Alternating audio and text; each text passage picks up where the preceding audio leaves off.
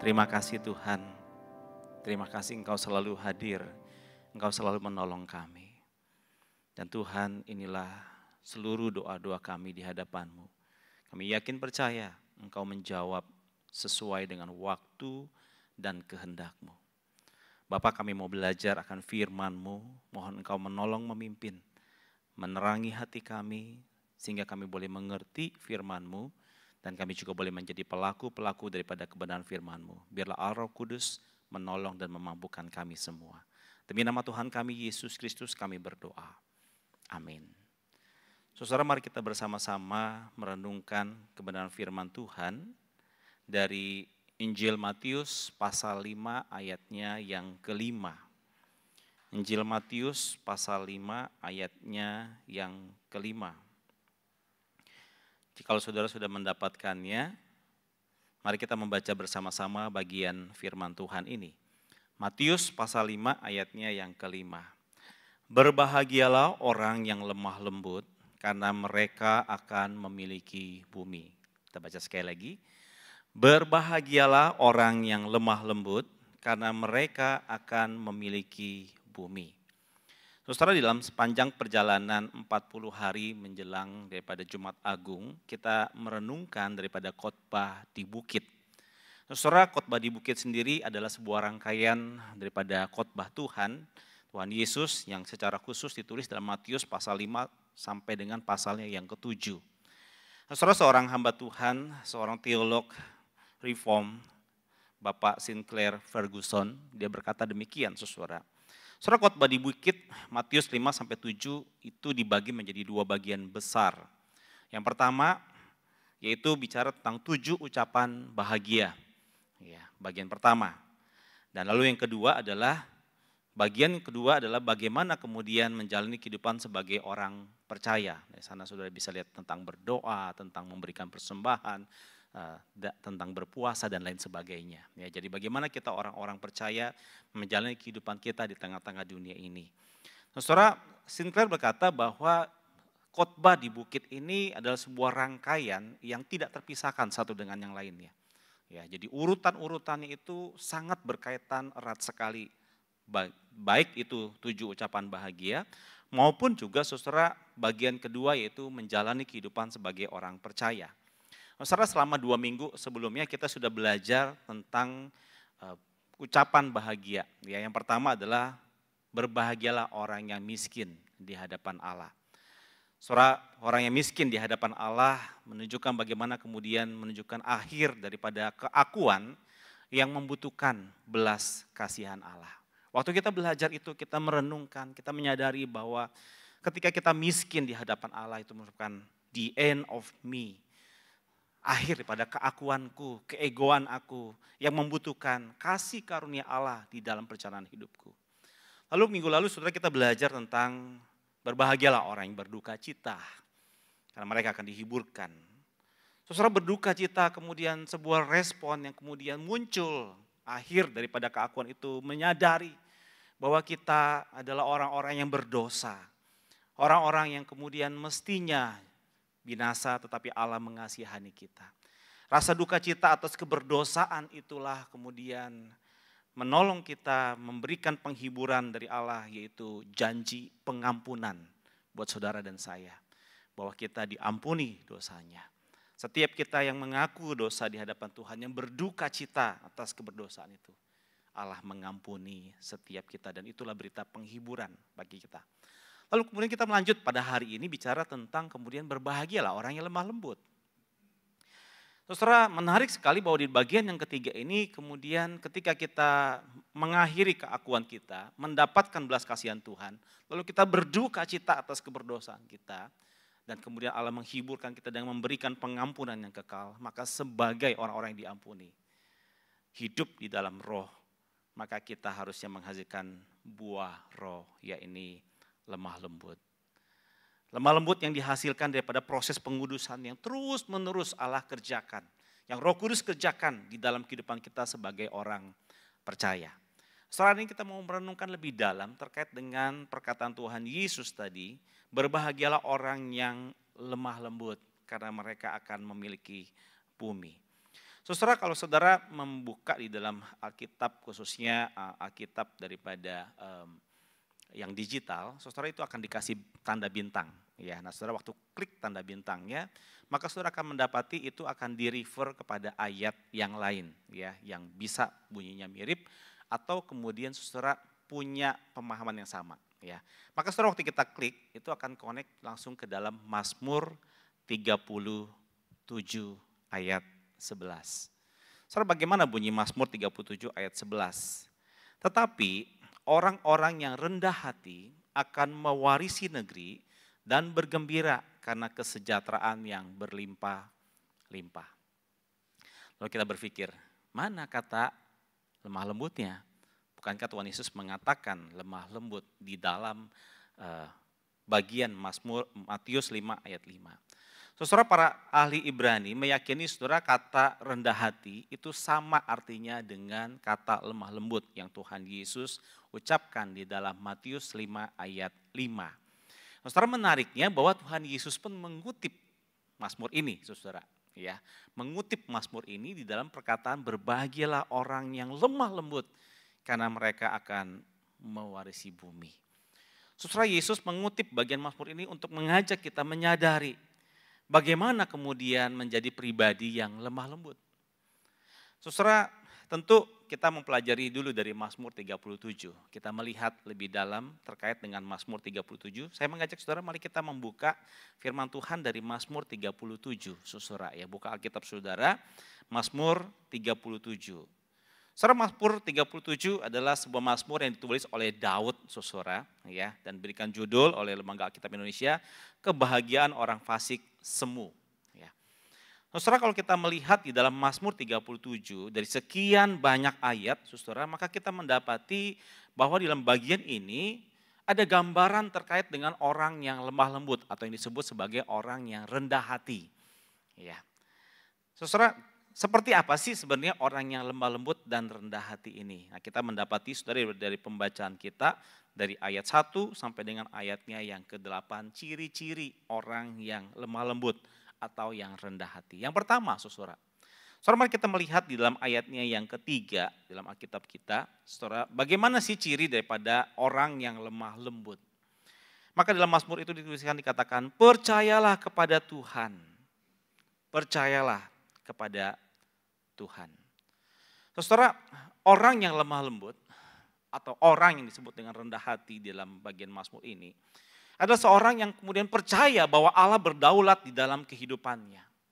Allah bukan hanya Allah yang menciptakan alam semesta, tetapi Allah juga adalah Allah yang berkuasa dan berdaulat di dalam kehidupan umatnya. Nah, saudara, orang yang lemah lembut meyakini bahwa Allah bekerja membenarkan mereka ketika ada orang lain yang menentang mereka. Tentu saja saudara, dalam tanda petik mereka adalah seorang yang melakukan hal yang benar. Nah, saudara, kelemah lembutan ini berakar pada keyakinan yang sangat mendalam bahwa Allah ada di pihaknya, bukan menjadi lawannya. Saudara, kalau membaca di dalam Mazmur ini, kita mendapati kemudian Daud mengatakan, percayalah kepada Tuhan, lakukanlah yang baik. Percayalah kepadanya, dia pasti akan bertindak. Nantikanlah Tuhan, percayalah. Nah, saudara, berulang-ulang kita melihat ayat itu digaungkan, saudara, istilah percaya kepada Tuhan. Saudara, bagaimana orang-orang yang lemah lembut ini kemudian memiliki ciri yang pertama adalah dia harus percaya kepada Allah. Percaya kepada Allah bahwa Allah ada di dalam pihaknya. Allah berdaulat atas hidupnya. Nah, ini berarti saudara, lemah lembut tidak disamakan dengan karakter dari lahir. Ya, ada orang yang dari lahir tuh pembawaannya lembut ya. Ngomongnya lembut ya, sampai kita mesti dengar ya. Dengar baik-baik, apa sih dia ngomong apa sih ya, saking lembutnya ya. Nah, atau mungkin saudara orangnya memang pembawaannya ya tidak suka gerasa-gerusu, lebih tenang. Nah, bukan bicara tentang itu saudara. Orang yang lemah lembut adalah orang yang pertama cirinya, dia percaya bahwa Allah berdaulat di dalam hidupnya. Allah ada di pihaknya. Allah bukan menjadi lawannya, tapi Allah ada di pihaknya. Kenapa? Karena dia hidup di dalam kebenaran. Nah, ini ciri yang pertama, orang yang lemah lembut. Ciri kedua adalah saudara, kalau kita kemudian membaca di dalam ayat 5, di sana dikatakan saudara, pemazmur mengatakan, serahkanlah hidupmu kepada Tuhan, percayalah kepadanya dan ia akan bertindak. Saudara, ciri kedua orang yang lemah lembut adalah menyerahkan jalan hidupnya kepada Tuhan. Serahkan hidupmu kepada Tuhan. Saudara, kata serahkan di dalam bahasa Ibrani bisa juga diterjemahkan saudara itu seperti berkomitmen atau berguling, ya. Orang-orang yang lemah lembut ini mempercayai Tuhan sampai mereka menggulirkan jalan hidup mereka kepada Tuhan. Mereka menggulirkan bisnis mereka kepada Tuhan. Masalah mereka kepada Tuhan. Hubungan mereka kepada Tuhan. Kesehatan mereka kepada Tuhan. Ketakutan mereka kepada Tuhan. Frustasi mereka kepada Tuhan. Dan bahkan saudara, segala macam problema yang dihadapi diserahkan kepada Tuhan. Kenapa saudara? Karena mereka meyakini bahwa mereka tidak cukup kuat untuk menghadapi kompleksitas, tekanan, dan rintangan di dalam hidup. Seorang yang lemah lembut percaya bahwa Allah sanggup dan mampu menopang, membimbing, dan melindungi mereka. Seorang yang lemah lembut dengan sukacita menyerahkan seluruh kehidupannya kepada Tuhan. Saudara, mulai kita mendapatkan ya bagian ini. Oke, berarti lemah lembut bukan hanya bicara tutur katanya, bukan bicara tindakannya, tapi bicara tentang penyerahan hidupnya kepada Tuhan. Yang ketiga, saudara, ciri orang yang lemah lembut, di dalam Mazmur 37 kita mendapati dalam ayat yang ke-7, di sana dikatakan, berdiam dirilah di hadapan Tuhan dan nantikanlah Dia. Seorang yang lemah lembut adalah seorang yang diam dan menunggu di hadapan Tuhan. Seorang yang lemah lembut adalah seorang yang dengan sabar di dalam keheningan menantikan pekerjaan Tuhan yang nyata kepada mereka. Saudara, bukan berarti orang yang lemah lembut jadinya orang malas. Oh, nggak ngapa-ngapain ya kamu ya. Kan tuh, diem ya, kamu nggak ngapa-ngapain. Bukan itu saudara. Tetapi mereka memiliki ketenangan yang sangat mantap. Ketenangan yang lahir dari sebuah keyakinan bahwa Allah berkuasa dan mengendalikan kehidupan mereka. Segala macam urusan yang mereka hadapi, problematika yang mereka hadapi, Allah kendalikan. Maka mereka dengan tenang bisa menunggu, menantikan Tuhan bekerja dan berkarya. Mereka yakin bahwa Allah yang murah hati itu akan mampu menyelesaikan segala urusan mereka dengan terbaik. Tentu saja terbaiknya bukan menurut pemikiran mereka, tetapi menurut pemikiran Allah. Bukan menurut pemikiran kita orang yang berdosa, tapi bagaimana menurut pemikiran Allah yang benar. Dan orang yang lemah lembut ketika mereka menjalani kehidupannya, mereka menjalani dengan penuh ketenangan sekalipun di dalam pergolakan. Bukan berarti orang lemah lembut tidak punya pergolakan, bukan berarti tidak punya tantangan, bukan berarti tidak punya pergumulan. Tapi di dalam segala pergumulannya, pergolakannya, dia bisa menjalani dengan ketenangan. Karena tadi saudara, dia belajar untuk diam, menunggu, menantikan Tuhan.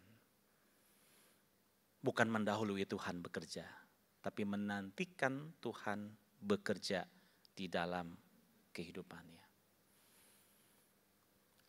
Yang terakhir, ciri daripada orang yang lemah lembut adalah kalau kita membaca dalam Mazmur, dikatakan dalam Mazmur 7 bagian B dan 8, jangan marah karena orang yang berhasil dalam hidupnya, karena orang yang melakukan tipu daya. Berhentilah marah dan tinggalkanlah panas hati itu. Jangan marah, itu hanya membawa kepada kejahatan. Yang keempat, orang yang lemah lembut adalah orang yang tidak resah atau marah atas keberhasilan orang fasik, orang-orang yang berbuat dosa.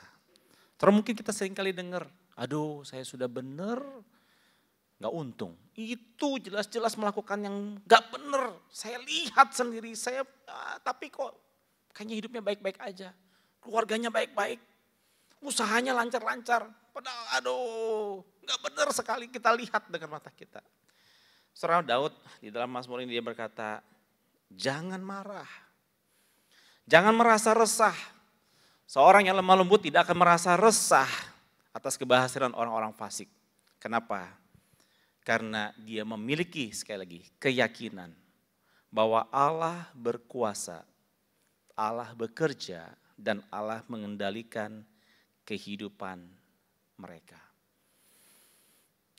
Dia yakin dan melihat bahwa akhir daripada kehidupan orang fasik adalah kebinasaan. Maka Daud berkata, kamu lihat sebentar saja orang fasik itu dia akan lenyap. Tapi orang-orang yang rendah hati, orang-orang yang lemah lembut akan mewarisi negeri, katakan.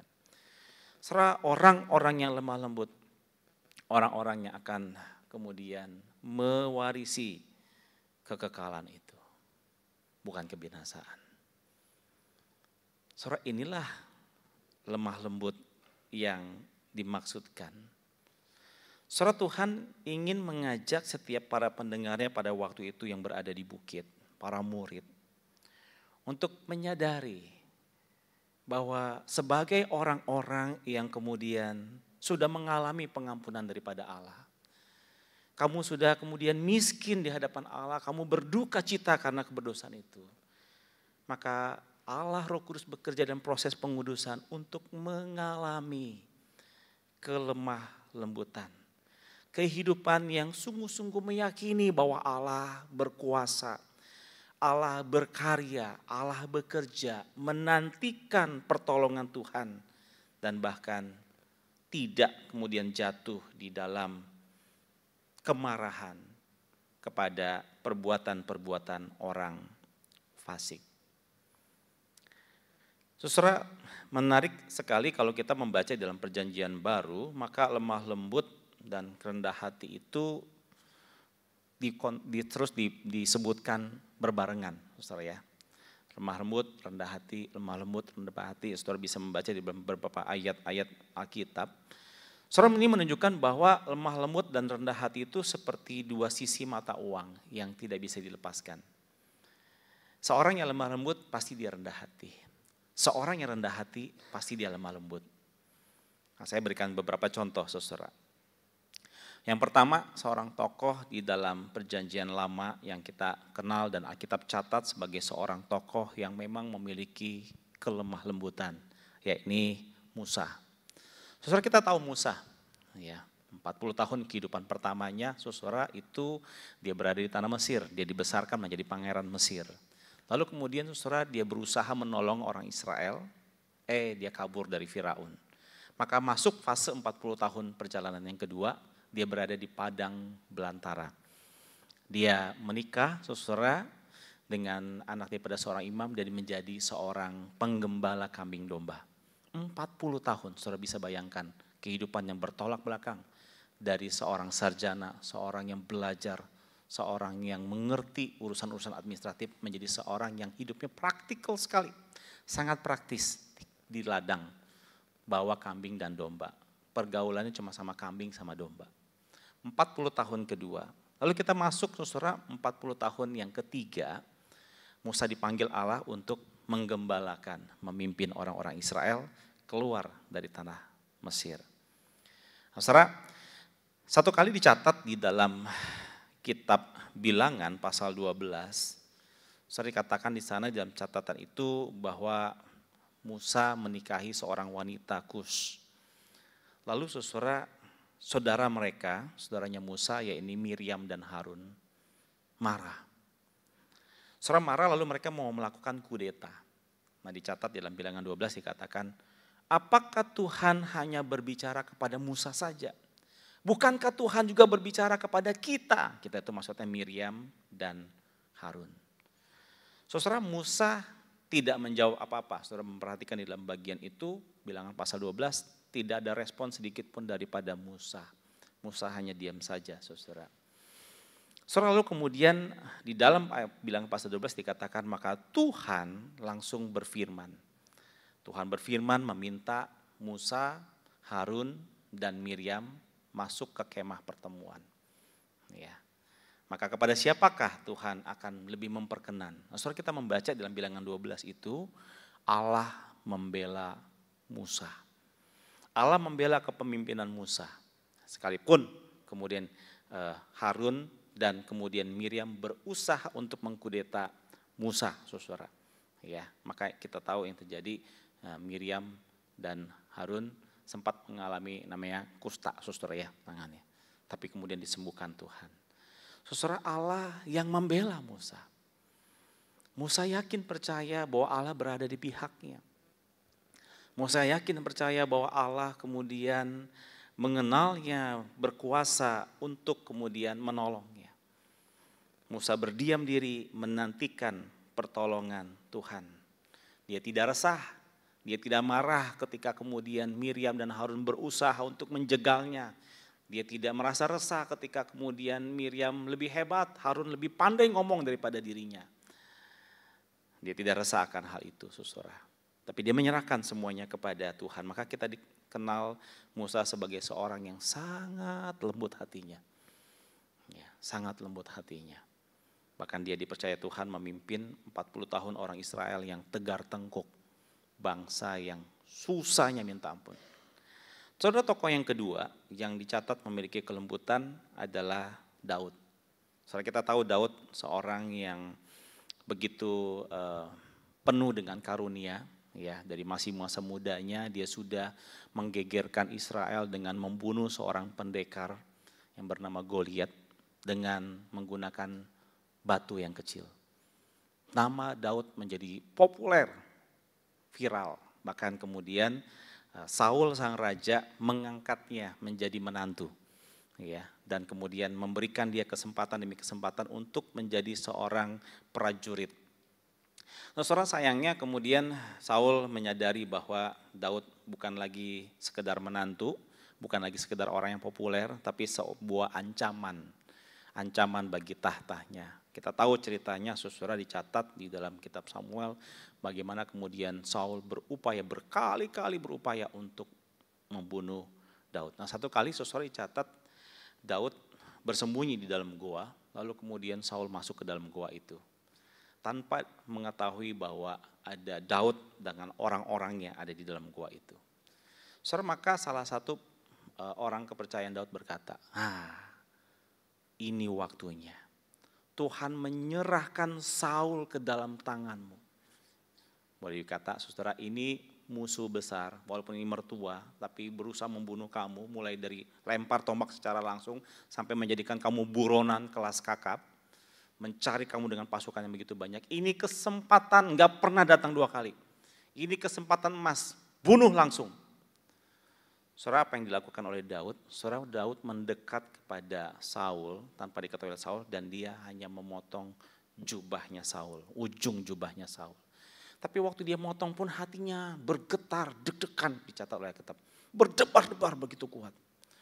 Maka kemudian ketika Saul keluar, saudara, dia berteriak, ya, dia berkata, coba lihat ujung jubahmu. Ya.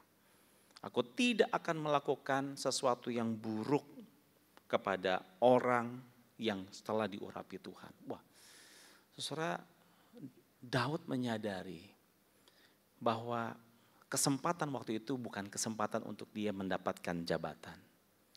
Tetapi itu merupakan sebuah tes yang dia harus lewati, saudara. Saudara, dengan penuh kesadaran bahwa dia tidak berani menyentuh orang yang diurapi Tuhan. Bahkan dia menghalangi seluruh pasukannya untuk membunuh Saul pada saat itu. Dan kita tahu, saudara, kisah daripada perjalanan hidup Daud. Ketika Daud menjadi raja, dia tidak menjadi raja karena kudeta, karena membunuh Saul. Tapi dia menjadi raja karena orang-orang Israel datang kepada dia, meminta dia untuk menjadi raja. setelah Saul dan Yonatan mati terbunuh di medan perang. Saudara, Allah bekerja di dalam kehidupan Daud. Daud menantikan pertolongan Tuhan. Tentu tidak mudah. Dia harus lari dari satu kota ke kota lain dari kejaran Saul. Dia harus bersembunyi supaya kemudian nyawanya tidak diambil oleh Saul. Tetapi Allah bekerja di dalam hidupnya. Saudara, inilah contoh-contoh daripada orang-orang yang lemah lembut, yang rendah hati, yang menantikan Tuhan di dalam perjalanan hidupnya. Saudara, bagaimana dengan kita hari ini? Sebagai orang-orang yang kemudian sudah mengalami anugerah Tuhan yang besar. Sebagai orang-orang yang sudah dibebaskan daripada kuasa dosa. Kita bukan lagi orang-orang yang terikat oleh dosa. Kita bukan hamba-hamba dosa. Kita adalah orang-orang yang merdeka di dalam Kristus. Sudahkah saudara dan saya kemudian menghasilkan kelembutan di dalam hidup kita?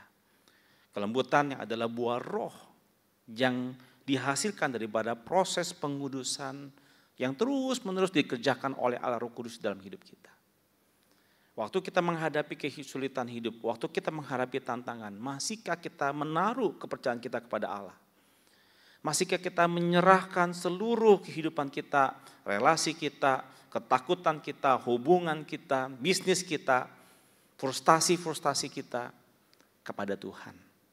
Dan yakin bahwa Tuhan sanggup untuk menopang, membimbing dan melindungi. Atau jangan-jangan kita berusaha, berupaya untuk mendahului Tuhan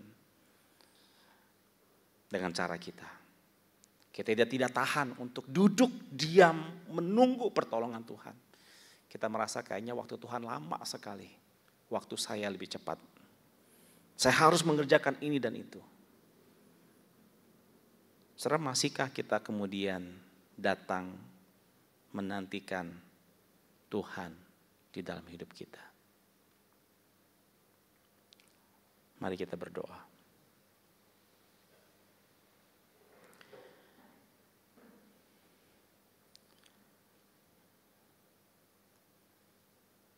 Semakin dekat kepada salib Tuhan, kita semakin dibawa untuk menyadari bahwa hidup kita ini bukan lagi bicara tentang kita, tapi bicara tentang Tuhan yang hidup di dalam hidup kita. Tuhan yang sudah membayar dengan lunas setiap kita. Maukah saudara dan saya hari ini datang kepada Tuhan, memohon agar Tuhan memberikan kelembutan di dalam hati kita. Lembut berarti kita mempercayakan hidup kita kepada Tuhan sepenuhnya. Meyakini bahwa Allah turut bekerja di dalam segala sesuatu untuk mendatangkan kebaikan buat kita.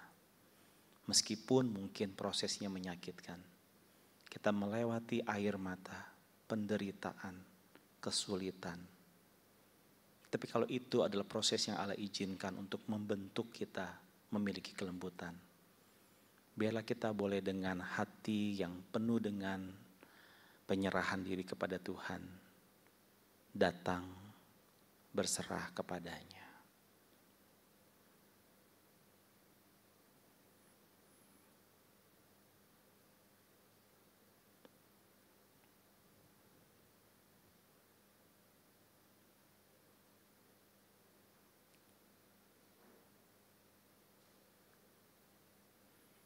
Terima kasih Tuhan. Terima kasih untuk firman-Mu. Kami mohon Allah Roh Kudus terus menolong, memampukan kami untuk memiliki kelemah lembutan. Demi nama Tuhan Yesus kami berdoa. Amin. Silakan saudara boleh mengambil saat teduh, ibadah doa selesai. Tuhan Yesus memberkati kita semua.